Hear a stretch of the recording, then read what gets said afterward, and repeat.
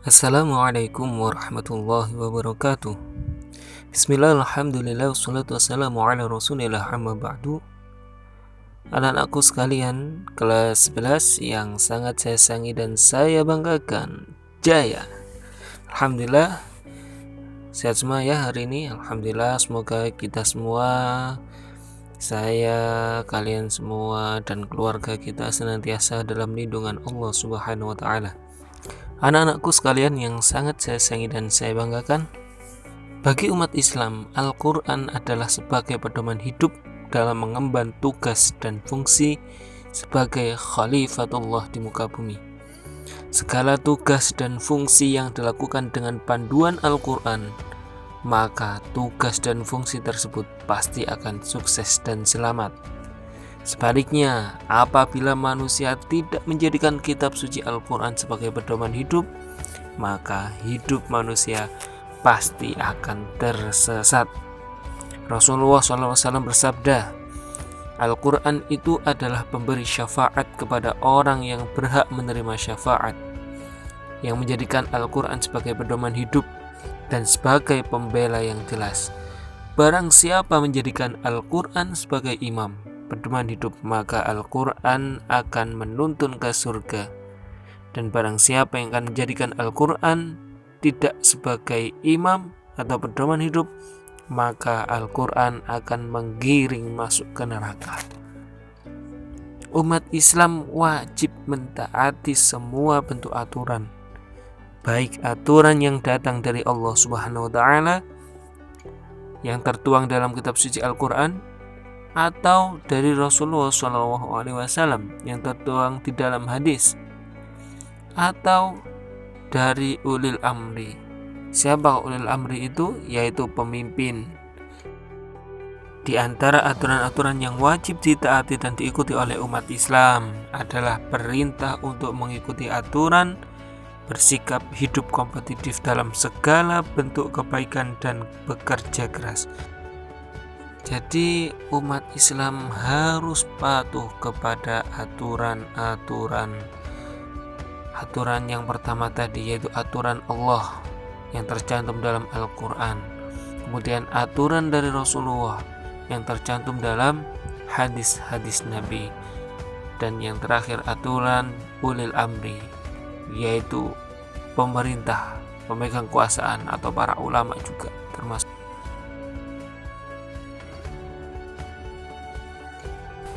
Anak-anak yang senantiasa dimuliakan oleh Allah Subhanahu wa Ta'ala, kita baca terjemahan surat Al-Maidah ayat 48. Bismillahirrahmanirrahim. Dan kami telah menurunkan kitab Al-Quran kepadamu Muhammad dengan membawa kebenaran, yang membenarkan kitab-kitab yang diturunkan sebelumnya dan menjaganya. Maka putuskanlah perkara mereka menurut apa yang diturunkan Allah, dan janganlah engkau mengikuti keinginan mereka dengan meninggalkan kebenaran yang telah datang kepadamu. Untuk setiap umat di antara kamu, kami berikan aturan dan jalan yang terang. Kalau Allah menghendaki, niscaya kamu dijadikannya satu umat saja. Tetapi Allah hendak menguji kamu terhadap karunia yang telah diberikannya kepadamu. Maka berlomba-lombalah berbuat kebaikan.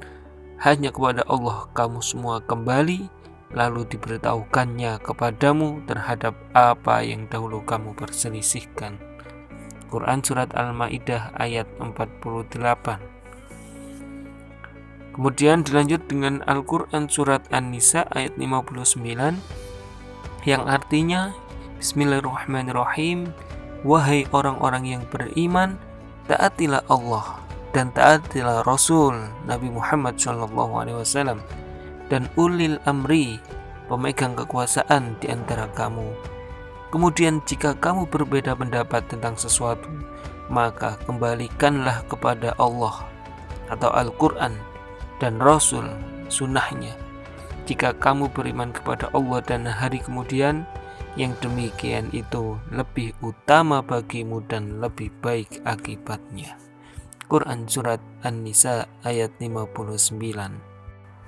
Ayat-ayat Al-Quran tidak cukup kita memahaminya dari segi terjemahnya saja, Kenapa? Karena kita harus tahu tafsirannya. Nah, kita harus tahu asbabun nuzul. Apa itu asbabun nuzul? Yaitu sebab-sebab ayat tersebut diturunkan, sehingga kita bisa mengambil hikmah dari ayat tersebut. Oke, yang pertama kita bahas asbabun nuzul surat Al-Maidah ayat 48. Sesuai pendapat Imam Asyuyuti bahwa tidak semua ayat Al-Quran memiliki asbabun nuzul, termasuk Quran surat Al-Maidah ayat 48. Namun apa yang tersurat di dalam Quran surat Al-Maidah ayat 48 memiliki relevansi dengan surat Al-Maidah ayat 45. Menurut riwayat, kaum Yahudi mengutus orang-orang untuk meminta fatwa kepada Nabi Muhammad SAW, tetapi dengan catatan apabila fatwanya menyuruh agar pezina itu dijemur dan dipukuli sesuai hukum yang mereka tetapkan, maka fatwa itu akan diterima. Namun jika Nabi Muhammad memberi fatwa agar pezina itu dihukum rajam, maka fatwa itu harus diabaikan. Hal tersebut menjadi penyebab turunnya ayat agar selalu menegakkan hukum-hukum yang diturunkan oleh Allah Subhanahu wa Ta'ala. Kemudian ada hadis yang mendukung ayat tersebut. Hadis riwayat Imam Baihaqi, Rasulullah SAW bersabda ketika sedang khutbah pada waktu haji wada, "Wahai manusia, sungguh aku telah meninggalkan suatu kepada kalian. Jika kalian senantiasa berpegang teguh dengannya, niscaya kalian tidak akan tersesat selamanya." Apakah itu? Yaitu kitabullah, Al-Quran, dan sunnah Nabi, yaitu hadis Nabi. Berdasarkan keterangan Abu Hurairah bahwa hadis ini diucapkan oleh Rasulullah SAW di hadapan jamaah haji wada. Dan ternyata ucapan Nabi SAW tersebut menjadi wasiat bagi umat Islam.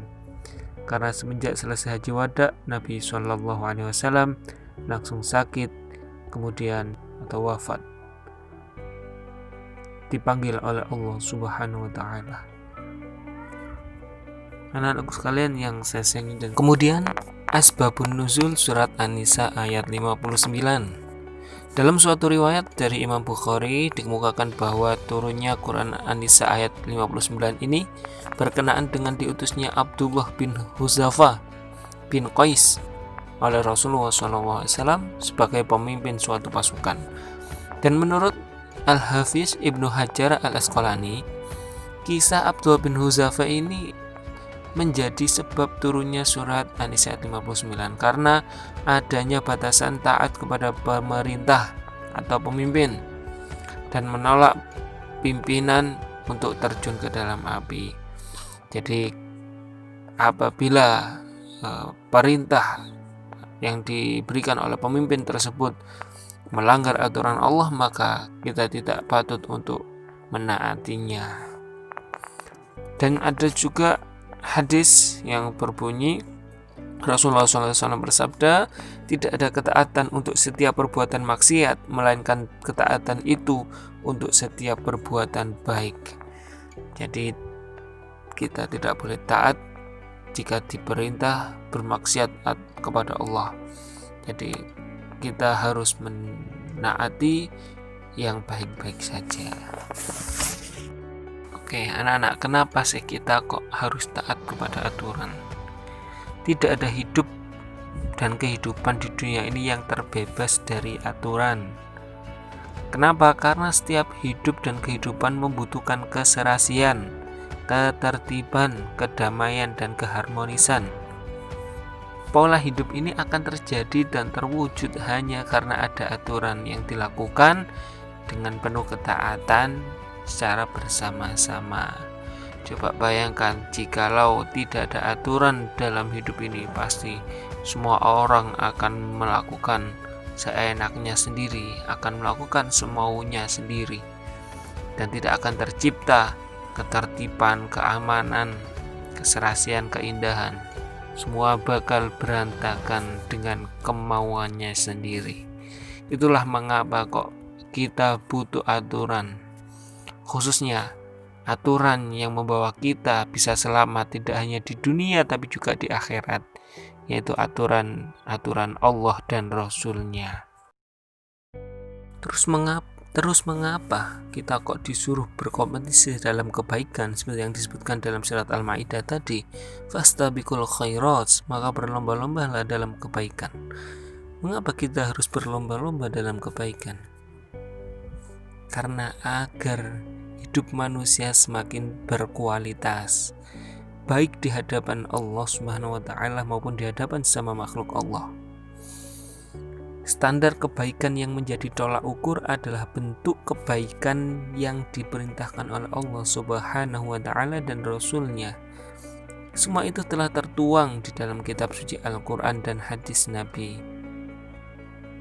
Terus bagaimana cara agar manusia dapat menerapkan perintah berkompetisi dalam kebaikan?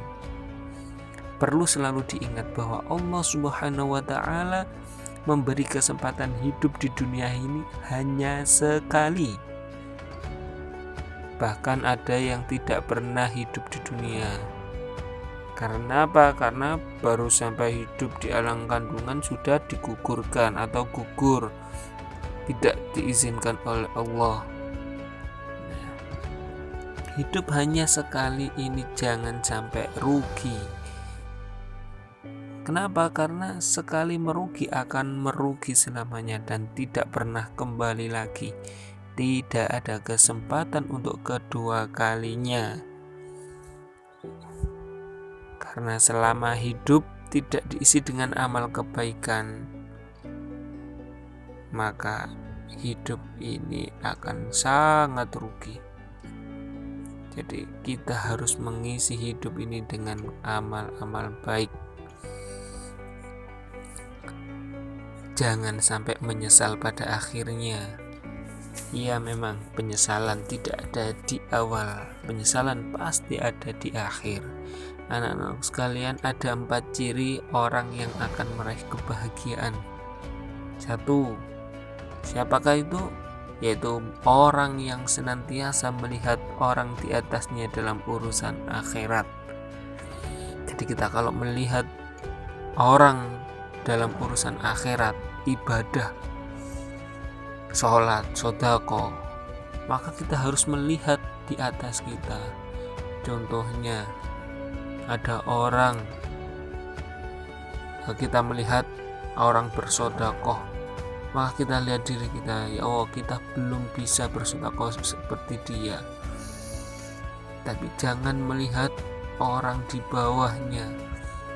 Halah, saya masih mending sodako sedikit daripada teman saya itu tidak sodako sama sekali. Nah, tidak boleh.